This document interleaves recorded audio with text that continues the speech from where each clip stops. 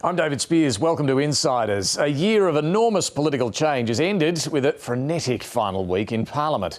6 months since taking power, the Albanese government secured passage of a raft of bills, including its workplace reforms and the long-promised Anti-Corruption Commission.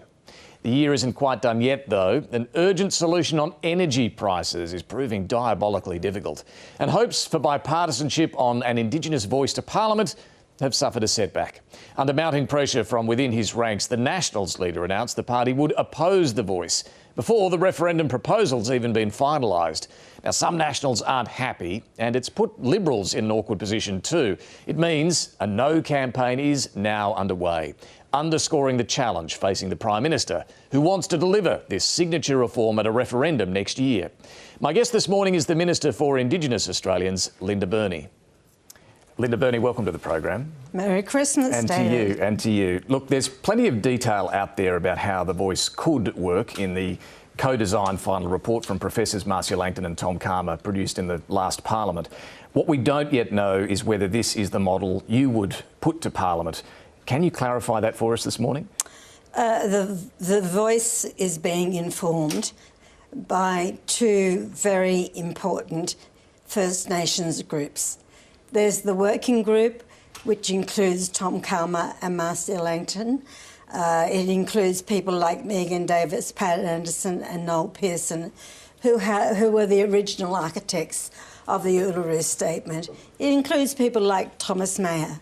There is also the engagement group, which is about 60 First Nations people. That is extraordinarily, very, very representative.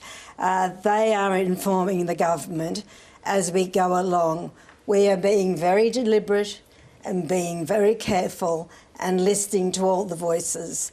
The report, the Calma-Langton report, is absolutely fundamental, obviously, to what will be the final design of the voice. It's not the only report, but this is not something that's come out of nowhere. This has been talked about for generations. With First Nations people. So when you say that report from last year is absolutely fundamental, are your words, are we to take from that this is basically the model that you will go forward with? No, what you can take from that is that there is a working group that will inform the government on the final design, or at least what the government will take to the Parliament. Remembering, and everyone's forgotten this, it is the Parliament that will decide finally what the design will be. There is some very well ventilated principles that have been agreed to that will inform the design of the voice. Things like it will be representative. Things like it will be accountable and transparent. It will have gender parity. It will represent Torres Strait Islanders. It will have young people. And most importantly, it will be a representative body chosen by Aboriginal communities and not usurp existing organisations. Let's go to some of those principles then as a starting point. That co-design report recommended essentially a voice in two parts. Local and regional voices and a national voice. Is that basically the approach that you're taking? The approach, as I said, will be informed by the working group in particular. But will there be local and regional voices? We are not going to get ahead of the working group. Okay. I have been involved in Aboriginal affairs for over 40 years. And I know the importance of consultation. I know the importance of listening to people. And at the end of the day, David, this referendum is not about what politicians do or don't do.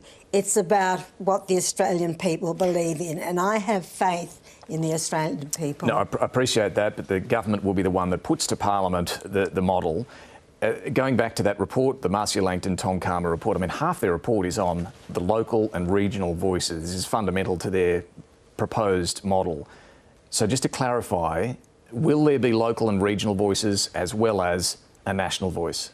There is enormous amounts of work going on at state and territory levels, which has to be part of where we head nationally. I see what's going on in, for example, legislation about to go into the South Australian Parliament to create a voice there. There's a First Nations Assembly in Victoria. Those things will inform and I think enhance a national voice. What this national voice is about, it's very straightforward. It is about improving the lives and the outcomes, which are completely unacceptable at the moment, of Aboriginal and Torres Strait Islander people. But it will also be about telling the truth in our nation's birth certificate and recognising that this country has the extraordinary gift of 65,000 years.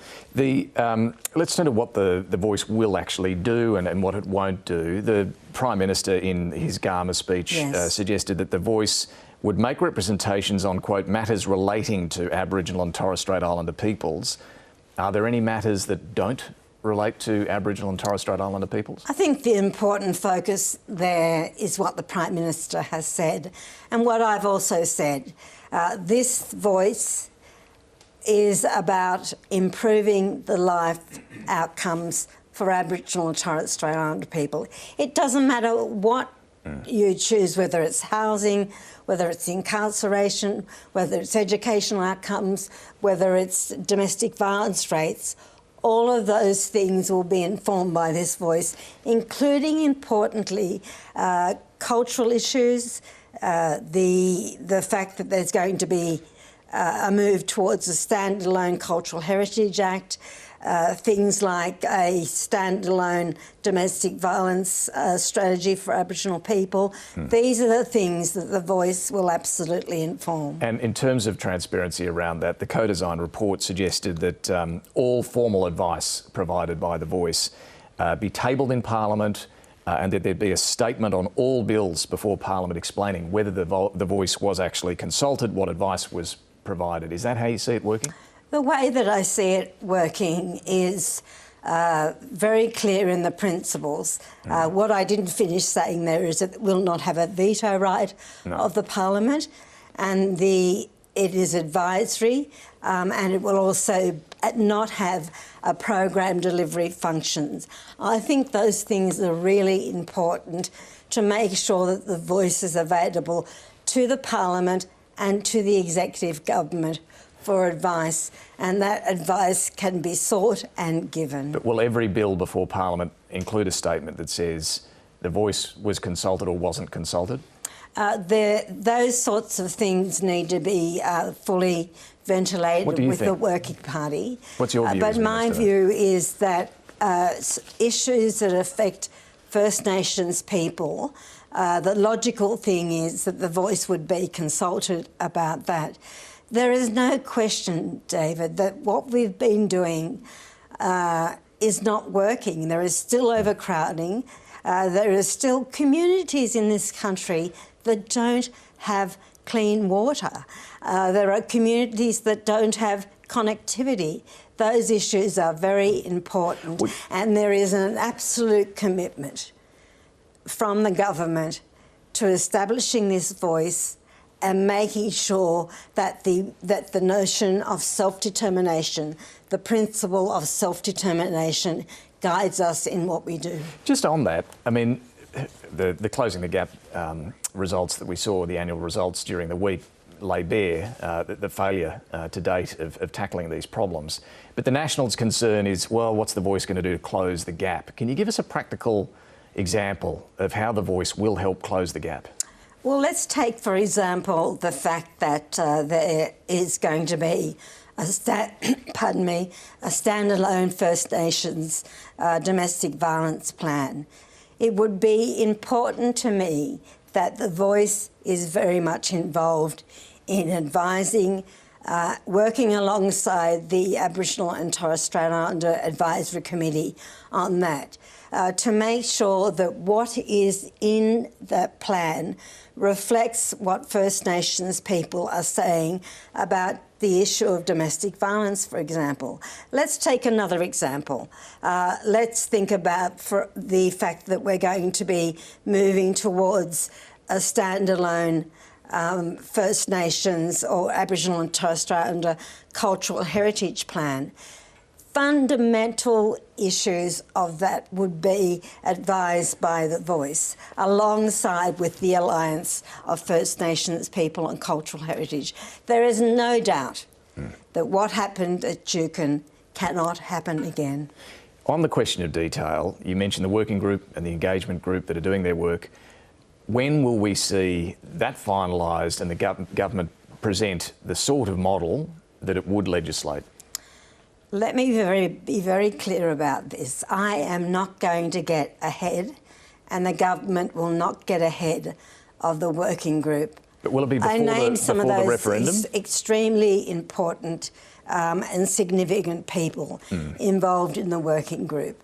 I have been around this space for a very long time, and I know what's needed. I know what works, and I've got the amazing support of the Prime Minister and the caucus on this, and that to me is very, very important. I just want to be clear though, will this be presented before the referendum or not? When people go into that ballot box to have their say on the referendum, they will be well informed and they will well understand the reason for the Voice, as I said, to improve the life outcomes for First Nations people, but also issues around how it will work, and importantly, what it will mean in uniting this country.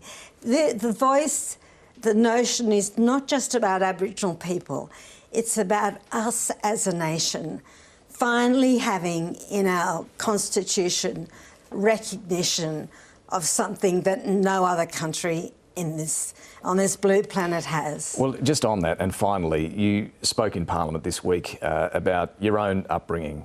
Small town in the Riverina, you didn't have much. You didn't meet your father until you were 27. Why did you want to tell that personal story, Linda Burney? And was this in response in part to the personal attacks on you from Jacinta Knapp and Jimper Price?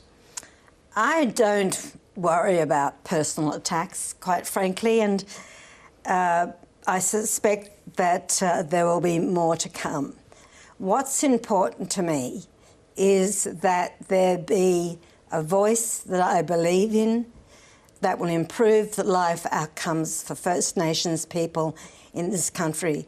And what's important to me, and I have had there is so much support, David, out there for the Voice, both in the business community, in the broader community, in the churches, in the Federation of Ethnic Communities Council.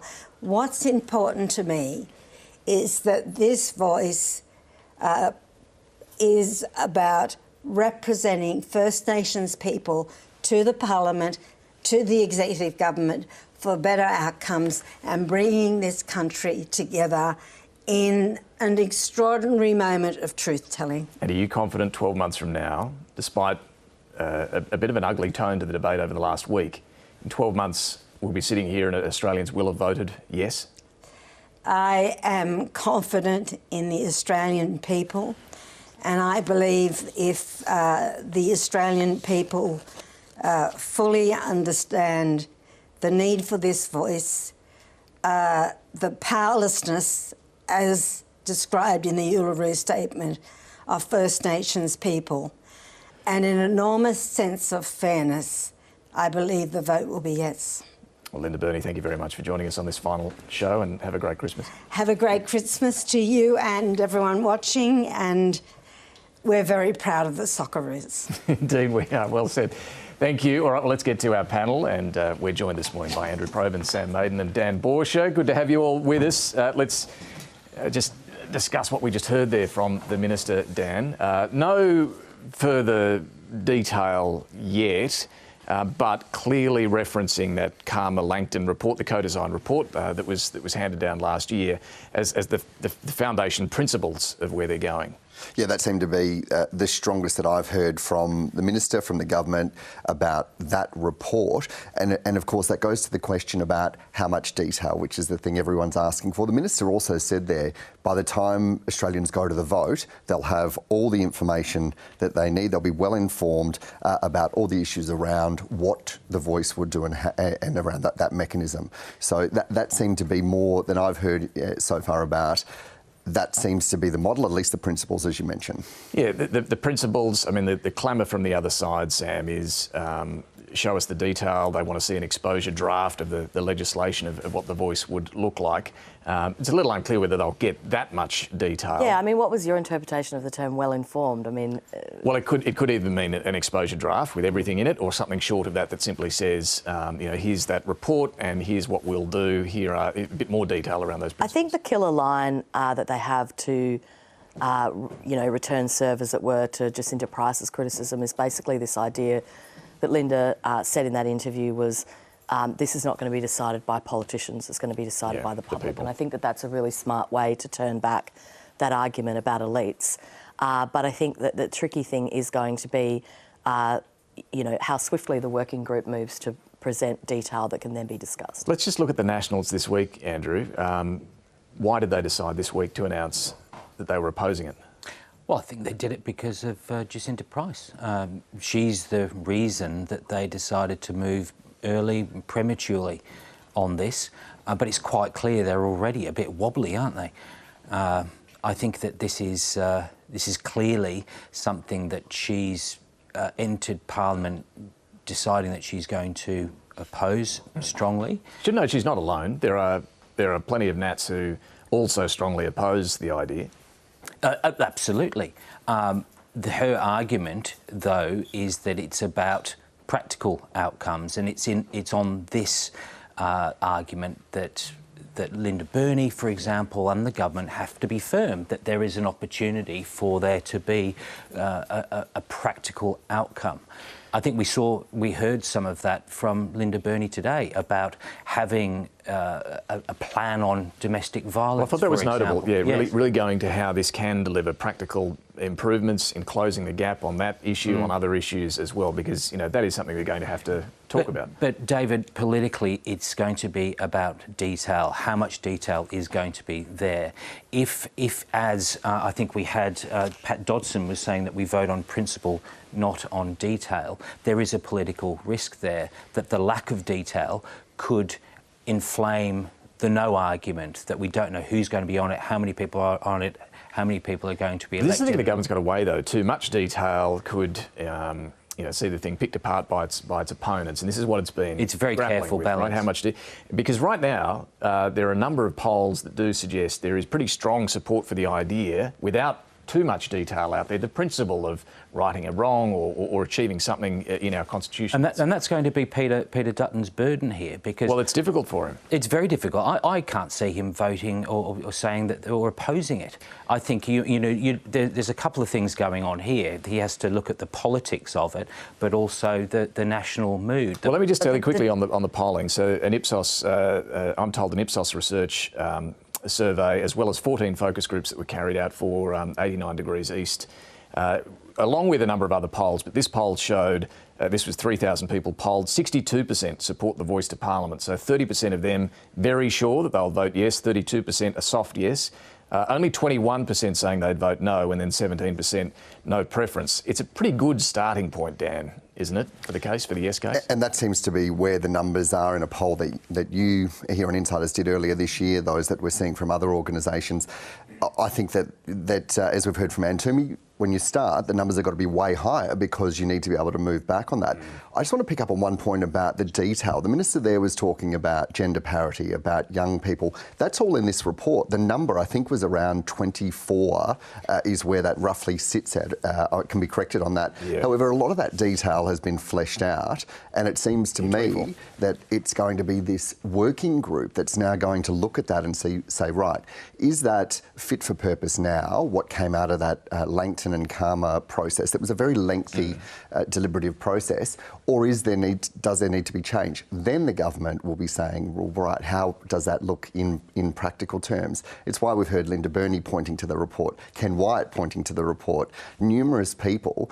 And I think that what we saw... It's a pretty big hint, right? It's going to look like this report. Well, that's why, what I was just hearing there, I think, is the strongest indication that this is what is the model, or the principles is the term the minister worked. And just right on now. the makeup, 24, you're right, 2 from each state, 2 from the Torres Strait as well, and then an additional 5 from remote and regional areas. David Littleproud's concern was, the remote and regional areas won't get... This will be for the urban elites. If anything, it's the opposite. Well, when I think we heard from Ken Wyatt this week saying that he took that report to Cabinet no less than 2 times, and he seemed to be suggesting to me that had the Nats actually read that and were they across the detail, I think there were some other big challenges with what came out from David Littleproud this week. The fact that he was saying about closing the gap, what's this going to do? A couple of days later, we see the Closing the Gap report where 4 targets are going backwards. Now, that's not the result of 6 months of policy of this new government. That's reflective of successive years. So what was happening before the change of government that has impacted on that? And then again on this point about consultation, where you've seen elders, people in his own electorate saying, hold on, we didn't hear about this. We didn't get consulted. Where does Peter Dutton land on this, just before we move on? I mean, you can see the messiness for David Littleproud this week after announcing a position. Peter Dutton will be looking at all of that, knowing that he's got perhaps even more division in his ranks on this issue. He'll have to... I suspect he has to give them a free vote, doesn't he? Well, look, I can't see him opposing, right? And a couple of reasons. First of all, because of the national mood, as we were talking about. But secondly, because if you're looking politically at how does he become Prime Minister, what does he have to do? He has to appeal to the Teal seats, he has to hold his own, and he has to try and pinch a few Labor seats. What, opposing the Voice, is that going to be a recipe for success on But I think front? in the meantime, the raw politics of it could get pretty willing and need to be managed. You know, you've already had Linda Burney accused of wearing Gucci when she doesn't own any, and then we had this claim that Jacinta Price is some sort of puppet of the IPA, which is a bit patronising. So I think it could get ugly if it's not managed. And can I just add to that? You asked the Minister there about those attacks, and she said she expects to see more of those. I think there's a real responsibility on politicians of all stripes, people in really prominent positions, to be very considered with their language, because what comes across in the media will send a message to the rest of the community. And we just saw an article today written by a colleague, Dana Morse, who was saying that the words that we hear will galvanise conversations and different language in the community. So I think that this is a really important moment for everyone to consider responsibility of language and the way that we communicate in this. And to use a football analogy, play the game, not the man. Very well said. Look, let's move on to Scott Morrison being censured in the House of Representatives. This week, the first former PM to be censured. He was condemned, of course, for his decision to be sworn into 5 ministerial roles without telling anyone, without telling the Parliament, without telling the people. Now, the member for Cook used the opportunity of this censure debate to mount a very solid defence of his time in office, but just not a very solid defence of the bit they were debating, which was the five ministerial roles. There was a bit of a somewhat curious deflection of blame here too, saying he would have told us all if only someone had asked. Oh, bless. Wow. Had I been asked about these matters at the time, at the numerous press conferences I held, I would have responded truthfully about the arrangements I had put in place. Well, as it turns out, he was asked a few months after the election, after 3 of the ministries came to light, whether there were any others. Are there any other portfolios that you assumed any control over? Not to my recollection, Ben. I'm pursuing that, but not to my recollection. But if we'd asked at the time, Sam, perhaps he would have... Well, it's easy to forget that you've made yourself treasurer. It could happen to anybody. Where does this leave Scott Morrison, do you think? Well, I think it leaves Scott Morrison in a position where he's given a speech that sounded a bit like a valedictory. He did. I thought he was going to retire. I thought he was going to pull the pin. You know, like, it's difficult for Prime Ministers to sit there after, you know, they've been... sent on their way by the electorate. And that's why a lot of them nick off. Now, I'm not saying they have to. Obviously, they have a contribution to make. But it did sound a bit like he was preparing for the exit lounge. And, you know, the substantive thing was I just thought that some of the arguments were quite preposterous. I mean, he basically gave this very rousing speech about the pandemic when, without engaging in a substantive way with Virginia Bell's criticisms, which were that two of the portfolios, health and finance, had a potential relationship with the pandemic. Clearly, health did. But it was unnecessary to do that because if someone had gotten unwell, you just would have gone down to the Governor-General and put someone in as acting. The other ones had nothing to do with it, and he didn't really explain that when he was thundering on and back on this notion that we're to blame because we should have asked the question. Magnificent. I mean, the fact is that if you look at the press conference he gave, he said that he didn't want to tell them because he didn't want to undercut their confidence. Of course he wasn't going to tell us if we asked. So which is it? Oh, you tell me, David. Again, another awkward one for the Liberals right this week. You had one of them, Bridget Archer, who crossed the floor and voted for the censure. Karen Andrews, one of the ministers whose portfolio was shadowed by Scott Morrison, abstained from the vote. But the rest of them stuck with Scott Morrison, voted against the censure motion. Plenty of them went and shook his hand afterwards. What was that all about, do you think, Dan? Well, I think they were hedging their bets, weren't they? They were trying to figure out... Were they? Sounds like they were making one. Well, those that voted for it but didn't speak out about it, some of whom had been quite public in the media, I think that they didn't want to be seen on the record in Parliament to be criticising their leader. However, it sounds like there's a lot of that going on behind the scenes. And Julia Banks, a former member, has written a pretty powerful piece today yesterday, in fact, about Scott Morrison and the impact that she says he's had on democracy. But even the bloke sitting next to him up on the back bench, Alex Hawke, as we've read in Nikki Sava's book, has some pretty strong views about what he did. Look, I thought it was a terrible look, them all lining up to kiss him and hug him and shake his hand. I mean, my God. I mean, Tammy Wynette, stand by your man. I mean, this guy's cuckolded the entire cabinet and the party. Wow. And they're lining up to say, you know, aren't you marvellous? I noticed that Peter Dutton didn't go up the back and kiss him and hug him. I think Peter Dutton would take a pretty dim view about what had occurred. And I know he didn't do it to Peter Dutton because he knew on some, you know, baseline cellular level that if he tried that on with Peter Dutton would have quite rightly taken his block off. James Massola has an interesting profile in the Nine papers today on Peter Dutton, and there's again a few little lines there where he's putting some separation between Scott Morrison and himself. I'm different because of this, and I do this different, I do that different. It's interesting. Yeah, the other thing, though, is I found being in the chamber and watching Bridget Archer wait to have her say quite moving. You know, I really did. It was quite brave. Well, as to the current government's challenges, the clock is ticking to come up with an energy price solution by the end of the year. Government's running out of weeks here. National Cabinet, Andrew, will meet on Wednesday, so the Premier's chief ministers will sit down with the Prime Minister. My understanding is all options are still on the table, but this is proving very difficult. What are they going to do?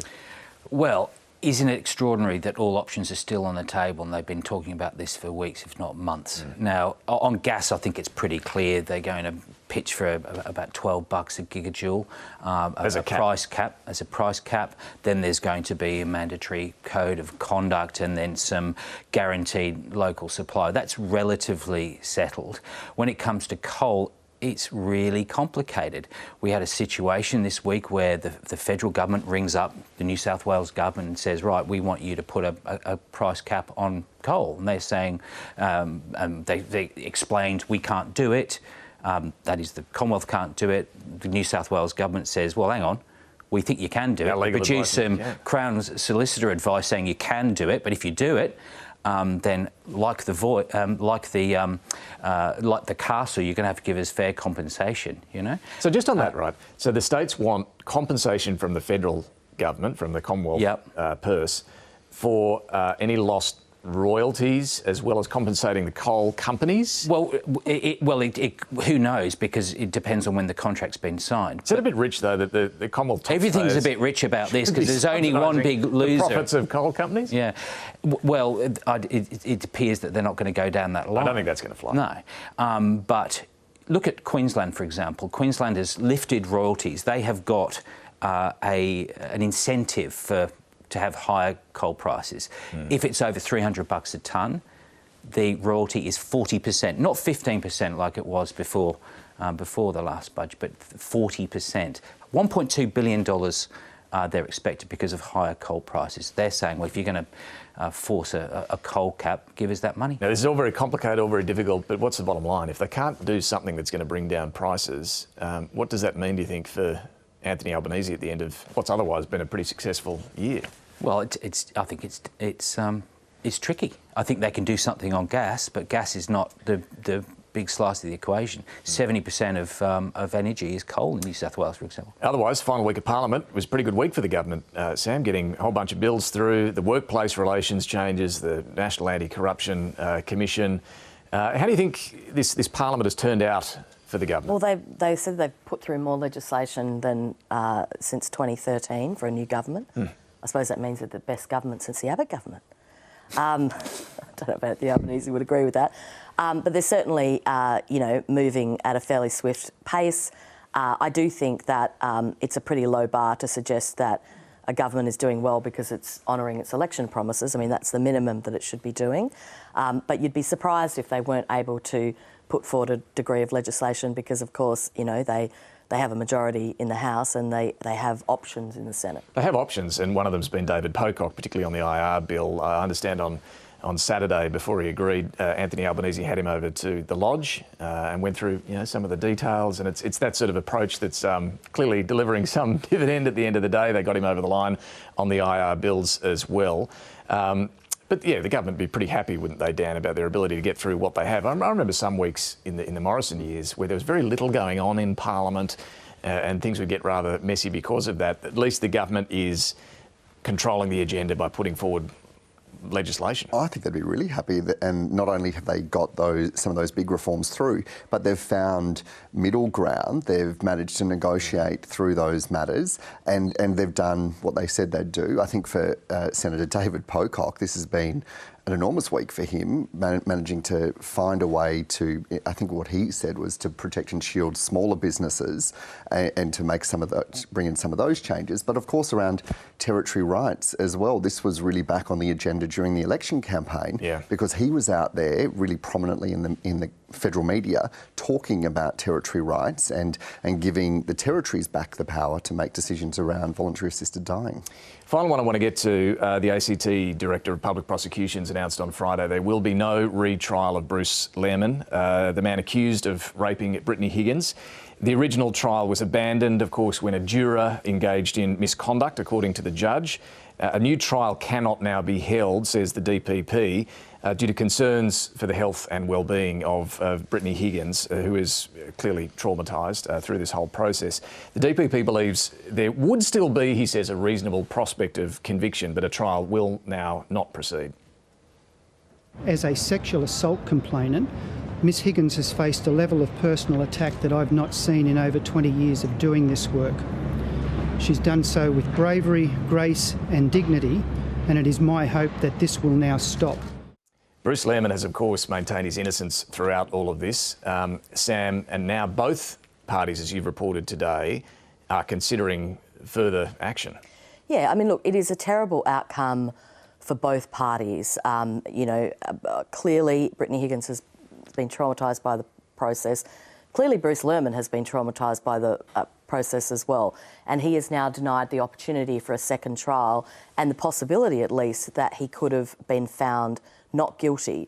He's an innocent man under the law, so he doesn't need to clear his name, but he's denied that opportunity. We should say that the comments that the Director of Public Prosecutions made, Shane Drumgold, are quite controversial, particularly among defence lawyers. They're not happy with some of the things that he said about the prospect of a conviction, and they think that something more should have been said about the right of the accused to the presumption of innocence, that should have been stated more clearly. So there's a degree of controversy over that. And there's also the report yesterday in the Australian newspaper about the police in the ACT also having concerns initially about whether a prosecution should go ahead. Yeah, and I think that there was a couple of developments over the weekend that are, significant on a public interest level.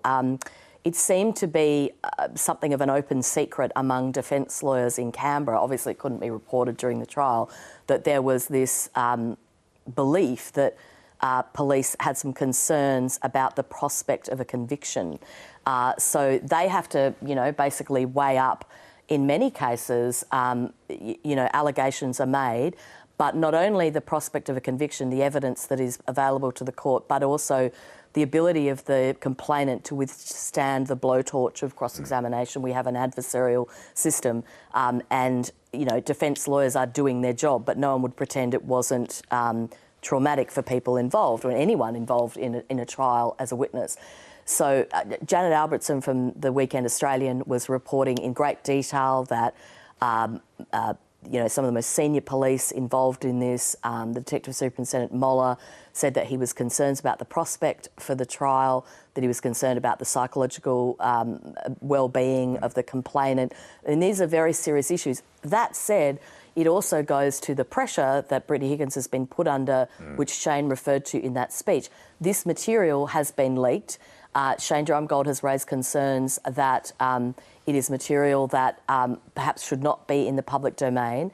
And, of course, we reported on the weekend as well, which was very upsetting for Ms Higgins, that her private counselling notes, medical records and the videotape of her evidence in chief were accidentally sent by the police to the defence team, the original defence team, not the current one. Now, the original defence team, they said that they didn't open them, but the DPP was very concerned about that, wants to be an inquiry, and there's even chatter that people would like there be an inquiry into the Australian Federal Police, because one point I want to make about where the politics started, people often talk about this being politicised.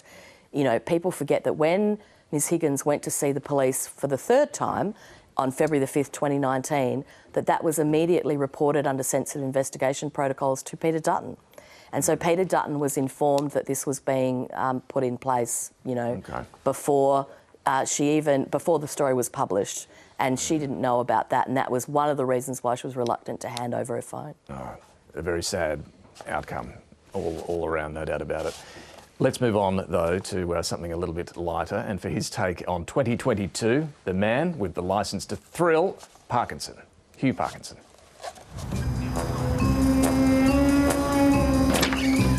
Good morning, sir. This is the first day of the parliamentary year. Oh, yes. Look at this, 007. Good God. Congratulations on your new appointment. We've got a lot to do. Our job has always been to clean up Labor's mess. That all sounds lovely. This is a coalition that has lasted the test of time and will continue. Governments change, the lies stay the same. I intend to change the face of history. The human race will cease to exist. We can push this government to make the billionaires pay their fair share of tax. There you go. No. Now I understand the offence that some of my colleagues have felt about this. It may be puzzling, but that would be as a result of not having walked in my shoes. I was steering the ship in the middle of the tempest. Well, that's a neat trick. Don't embroil me in politics now. We have got across the finish line, but the work of integrity is never done.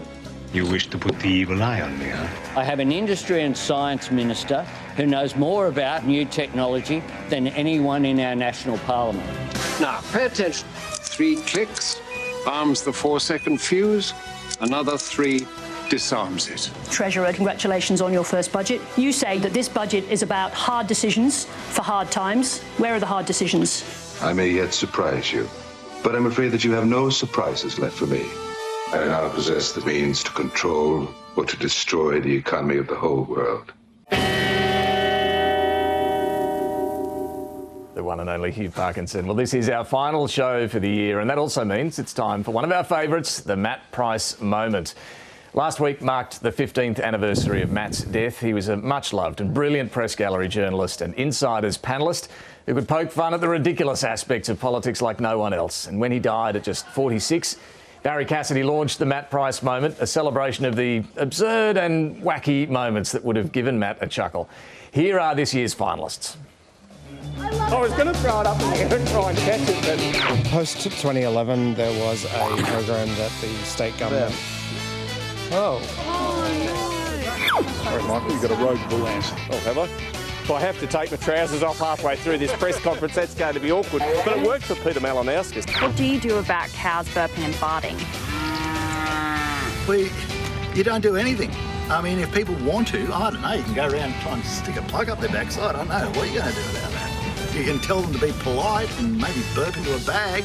Get out there, get back into the cinemas, enjoy the popcorn because it's a great place to be. Why does everybody laugh at me when I do my little?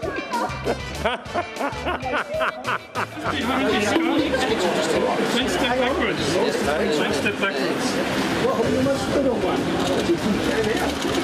What's the current WPI?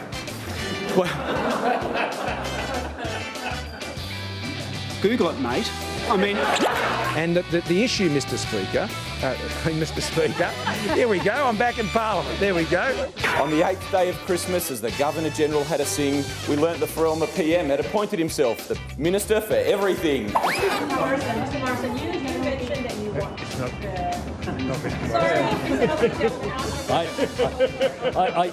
I dealt with that issue.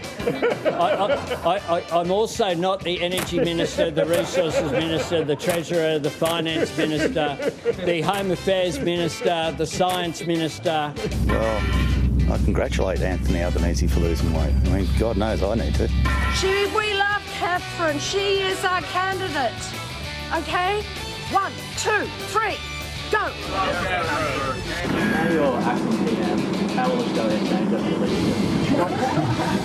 I'll tell you what didn't change. You know, my kids at home today couldn't care less that I was the acting Prime Minister today. They still wouldn't put their shoes on for school. Yes, her own life, of course, was not without family controversies and tragedies. The Annus Horribilis in 1992. Hey, how are you? How you going? Good to see you. Hello, Australia. Nice to see you. Hello. How are you? I'm well, thank you. Nice to see you. I'm here in your country. Whatever you need from me, just let me know. Fantastic. Appreciate you guys. Congratulations, guys. And everyone knows Shaq loves Australia. All right? Awesome. All right, I'll see you soon. That's right. Have a good time. Yes, ma'am. All right. I need that government clearance too. That'll be done. Twitter's a gutter. It's a gutter. So my advice would be, if you don't like it, get out of it. And are you still on there? I am still on it, David. Magnanimous. Magnanimous. M-A-G-N-A-M-O-I. M-A-N-I. Ah, okay. You know, we come to this building wanting to change people's lives for the better. That's what education does.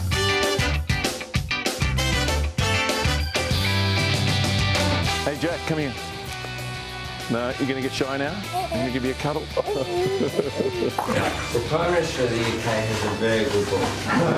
You didn't bring your kind of invitation. I have a $1.50 folder. We're going to get you one of these. And on the 12th day of Christmas, under Morrison it wasn't easy, but we can now all rejoice it's Christmas with Albanese. All worthy contenders, but the winner of the Matt Price moment for 2022 has to be the former Prime Minister for this bit of over-enthusiastic campaigning.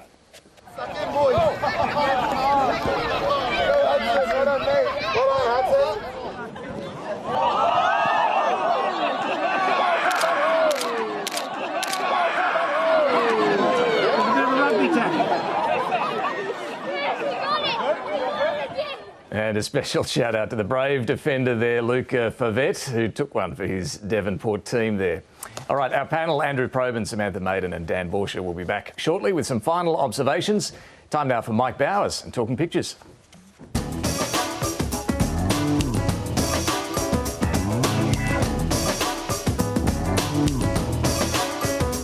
I'm Mike Bowers and I'm photographer at large for The Guardian Australia. We've come to the Museum of Australian Democracy here at Old Parliament House, where the Behind the Lines cartoon exhibition for 2022 was opened. I'm with the Cartoonist of the Year for Behind the Lines, the one and only David Pope, who cartoons for the Canberra Times and ACM, and a very warm welcome, mate. Thanks, Mike. It's great to be here and great to be here with you. David, it's not every week you get an ex-Prime Minister censured, but to get an ex-Prime Minister, an ex-Finance Minister, an ex-Industry Minister, an ex-Treasurer, an ex-Health Minister, all in the one go, that's quite something. It is quite a censure motion, isn't it? And it's quite a precedent. Very helpfully, they've got these screens that put up what's going on now, so that they and put he's up... sitting right in front of it. And he's sitting right in front of it, which was very helpful. Interestingly, at the end, there was a conga line of people that went up to sort of pat him on the back. Yeah, it was quite a striking moment, wasn't it? Bridget Archer cut a bit of a lonely figure when she crossed the floor to vote with the government on the censure motion. This is just so beautifully framed. Bob Catter, the member for Kennedy, he sat in on the censure motion with dark glasses, OG, you know, like, who can explain Bob? I did love this, Dave. Run us through it. I think you've drawn him as Scamocchio. A Scamocchio with a rather elegant nose there. On the first day of Christmas, my true love gave to me.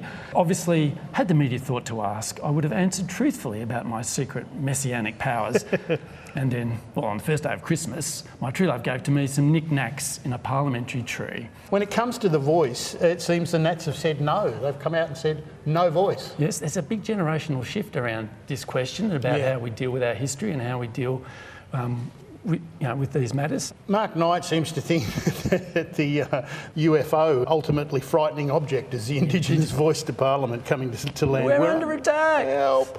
David, it's been a very big year, an election year, so let's just have a quick look at some of the photos that have caught my eyes. This beautiful picture by James Brinkwood, taken during the election campaign. Exhaling. Wow. Exhaling a cloud. All the photographers on the campaign in various ways got the bulldozer tackle with the young kid down in Tasmania, but I think probably Matt Roberts had the pick of the angles. It was such a great, it was the metaphor, wasn't it? I mean, he talked about himself being the bulldozer, and here he is being the bulldozer. Now, it's the same with Grace Tame and the eye roll. I think Alex Ellinghausen had just a slightly better angle on the eye roll. And Alex Ellinghausen's picture of Lydia Thorpe, when she came into the Senate. What a striking picture. But cartoon-wise, Badu Chow, who's not new, but is new on the Australian scene. Really strong symbolic imagery. And speaking truth to power. Matt Golding, of course, who's had a cracking year with his cost of living and the iceberg lettuce. Mark Knight won the Walkley with the ScoMo's ministry. John Kadelka's had a terrific year too. And here he is with Here Are the Keys, best of luck as the place is burning down. Your teal wave, I think, just really captured the imagination of so many people who've told me that, this was one of the cartoons of the year. That green vote and that teal vote and the split in the Liberal Party vote is such a big story. Absolutely. And we're still shaking it out. So. Mate, congratulations on a terrific year and all the accolades you've won, and it's been a great pleasure unpicking this week and the year. I'll let you do the honours. Thanks, Mike, and it's been great to have you take us through the year through Talking Pictures every week. Back to you, David. Thank you, David and Mike. A terrific year of Talking Pictures. Let's get some final observations. Dan, to you first. The federal court has just dismissed an appeal from Santos over a multi-billion-dollar oil project, gas project, in fact, off the Tiwi Islands, sending another message to big business and government that they have to take traditional owners seriously. Just the latest in a whole string of court cases that have done the same and are reaffirming, I guess, the place of First Nations people. Sam? Some juicy nuggets in Nikki Sava's new book about what happened in Shadow Cabinet around climate change policy in the Labor Party. Grab the book to find out more. It's a good tease. Who was a scaredy cat? It's a good tease. Andrew? Australia's still doing pretty well out of the war in Ukraine. Gas, coal and, of course, iron ore sky high. The monthly data shows that Australia is going to be within a whisker of actually returning to surplus this financial year if it continues with the current prices. Well, we shall see. That would be interesting. Thank you all very much for joining us on the final show of the year. A big thank you to the Insiders team for a huge year, taking the program on the road, covering an election that changed the landscape, exploring the challenges of a new government with a jam-packed agenda in its first 6 months. It has been busy. Executive producer Sam Clark, associate producer Robin Powell and researcher Georgia Cranko, as well as all of our incredible panellists for their analysis and their insights, our editors, creative team and studio crew, the Talking Pictures team too, producer Fiona Katauskas and the one and only Mike Bowers. He works harder than anyone I know, still makes us laugh each week. Hugh Parkinson for your unique creative genius. And yes, all the politicians who front up. I know you don't always love the tough questions, but it is an important part of our democratic process. Most of all, thanks to you at home for spending your Sunday mornings with us. Stay safe over the holidays. We'll be back before Parliament resumes.